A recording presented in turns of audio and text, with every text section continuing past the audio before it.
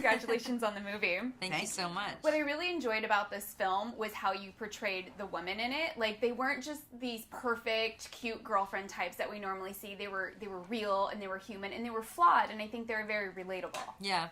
Yeah, I mean, I think we're used to seeing movies with flawed male protagonists, you know, the sort of Seth Rogens of the world.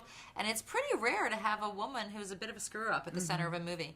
Somebody who's kind of really risking her family and risking her security, and actually a woman who's not seeking love. She's not looking for Mr. Right. She's actually going on a journey that is a valid journey in its own right.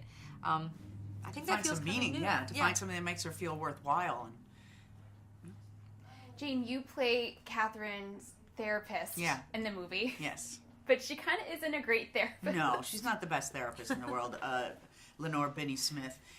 She's very excited to share her experience.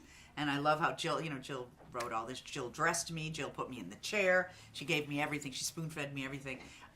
When Lenore Binney Smith wants to, she's chomping at the bit to tell her story about herself, she'll always say, "Can I share?"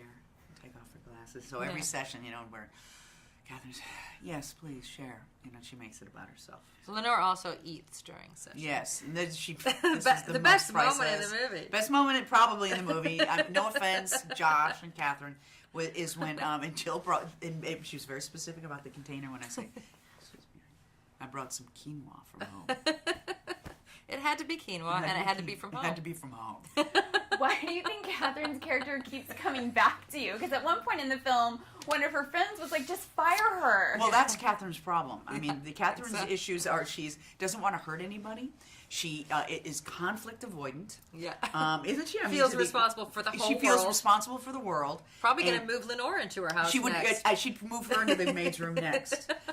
So at the end, of course, it's gotten so crazy for Catherine's character that I end up in her lap. I don't know if you talked before that. I violate the threshold of that patient doctor, and I go and I'm in her, and she's sobbing. And so she's her therapist isn't helping her. No, she's not. Now, is that scene improvised? Because I thought that was so funny but bizarre at the same time. She wrote it.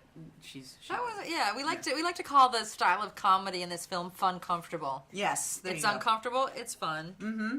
It's fun comfortable. Where did this idea come from? Because this is your first time directing, but you also wrote the screenplay as well. It just seemed like one of those really obvious ideas. Somebody told me this movie is about the fact that men know that you don't bring a stripper home, but women don't know that. And I think it's a very funny, broad idea, a very simple idea. Now that couples go and get lap dances, it makes sense that when a woman is getting her lap dance, she relates to the stripper in a different way than her husband does. And maybe starts to wonder, do I need to rescue you? Do I wish I was you? Do I want to be your customer? These are all very different sort of ways of encountering a stripper or a sex worker in our culture, and it's getting more and more common that a regular mom from Silver Lake might find herself in a strip club. And I think it was only kind of natural to assume the next comedic thing. What happens if she wants to rescue her? What happens if she wants to take her home? And I think that's such a good point because Josh's character got it. He was like, "Why would you bring this woman home? Did you want me to have sex with her?" Right. He was so confused by it. Yeah. But to Catherine's character, she thought she was really trying to help. Yeah. Mm-hmm. And she thought the girl needed rescue. She thought that McKenna all she needed was, some 3 squares a day and a job, and she would stop prostituting herself. Yeah. But, there are a lot of people who don't want to be rescued, and strippers and, sex workers among them. A lot of people who are really political about sex workers will say, "Why don't you go rescue people in factories?"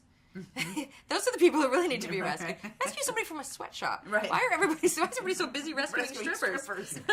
Sex slaves. Go rescue somebody in a... Right, exactly. It's really people's own, I think, need to rescue their own identity and shame around sex that drives them to this idea of rescuing a stripper. But yeah, they can go rescue some garment workers. Yes.